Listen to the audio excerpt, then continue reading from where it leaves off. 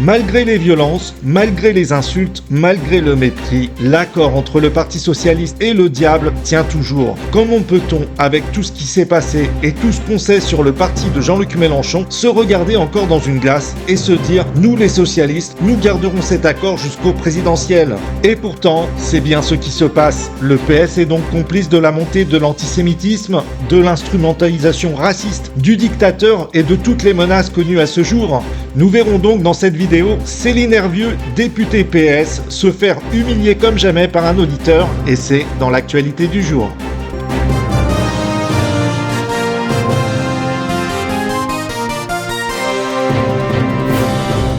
Quand on signe un accord, normalement, il y a des règles, mais pas au nouveau Front Populaire. Mélenchon s'est accaparé de cette alliance pour les législatives, mais crache ouvertement sur ses alliés, qui ne bronchent pas, qui ne se révoltent pas, qui ne se mobilisent pas pour se dégager totalement du parti de la honte. Alors, on préfère fermer les yeux et s'attaquer au RN, mais quand on se prend la réalité en pleine figure, forcément, ça fait mal. 20 39 21, appel non surtaxé. On est avec Denis, parisien, 61 ans. Cher Denis, bonjour.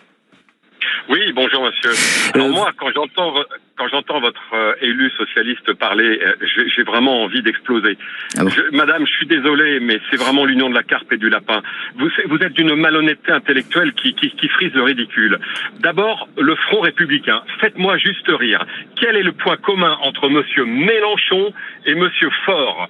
Ils ne partagent rien. Même monsieur Faure a parlé des propos de monsieur Caron et de monsieur Mélenchon comme étant des propos juste inqualifiables, pour pas parler plus loin. Après, vous parlez du Front républicain, mais vous me faites rire, madame. On a des institutions. Moi, j'ai voté, je suis RPR, UMP, LR. Je n'ai rien en commun avec le Front National. Mais je veux dire une chose. Pour moi, le Front National, il n'est pas anti-républicain. Ici, il doit être élu, il est élu par le vote des concitoyens que vous méprisez tout le temps.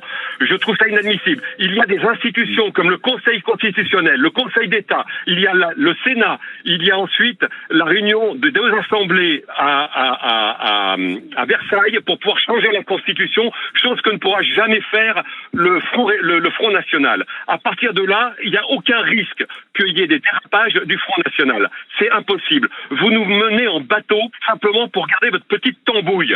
Et ça me choque. Et croyez-moi, moi, entre les LFI et le Front National, mon choix il est fait par dépit, par défaut pour le Front National, mais certainement pas pour une union bancaire. Alors, je tenais à vous passer cette vidéo qui date du 7 juin dernier, car aujourd'hui nous sommes le 9 mai 2025, et malheureusement, rien n'a changé. Malgré les divergences entre LFI et le PS, ils en sont toujours au même point.